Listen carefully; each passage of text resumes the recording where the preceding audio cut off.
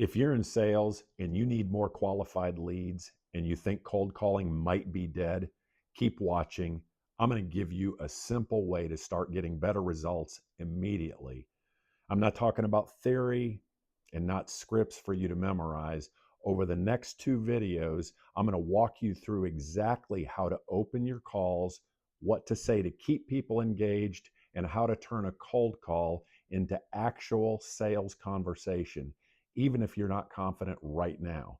In this video, though, I'm going to start off by talking about 6 mindset hacks that you first have to adopt before you begin cold calling, because without the proper mentality, nothing you do from a call structure standpoint will work, at least not for very long.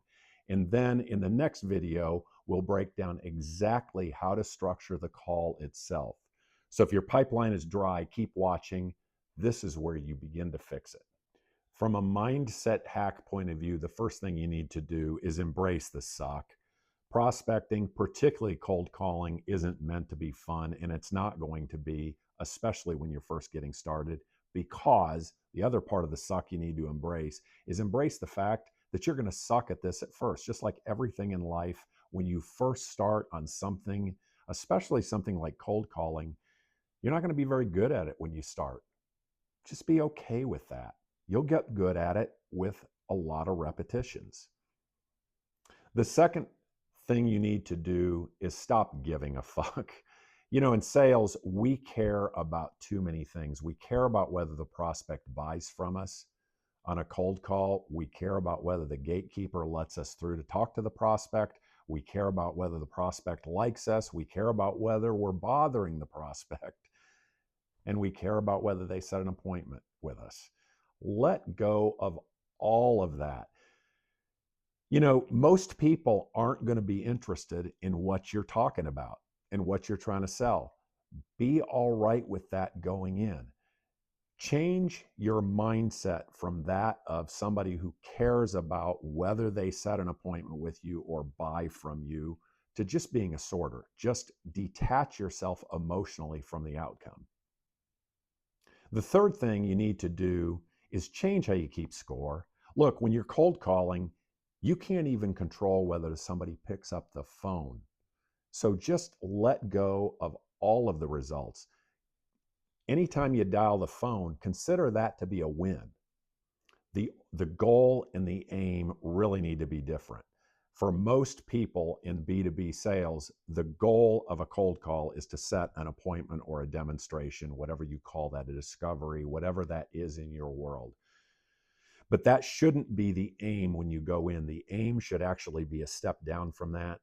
Really, you're not trying to sell an appointment going in. You're trying to sell a conversation. In order to get an appointment, you first have to get into a conversation. Let that be your aim. And the next thing is get cozy with gatekeepers. Almost everybody in the B2B sales area, when it comes to cold calling, is going to have a gatekeeper, and the gatekeeper's main job is to keep you from getting through to the person who's supposed to say yes or no to you. Don't try to bully your way through a gatekeeper. I've seen all of this stuff. Make friends with the gatekeeper. Make them your friend. Sell them on letting you get through to talk to the person who can actually say yes to you. And lastly, from a mindset point of view, be very self-aware of your two biggest enemies, and that is dopamine and human nature. You know, cold calling isn't fun, and particularly as you're getting going on this, the desire to involve yourself in a lot of what I'll call avoidance behaviors, moving paperwork from one side of the desk to the other, maybe just checking that social media feed one more time, doing all of those things to avoid just picking up the phone and making a call. You know, I've been there before so many times. I know what it's like. So be very self-aware of that, because that way you can be vigilant of those types of things. And then the other thing is, you're never so vulnerable in sales as you are right after a big success. Be aware that having a big success is what will knock you off your game probably quicker than any failure. So there you have it, the 6 mindset hacks that are necessary in order to begin a cold calling prospecting campaign.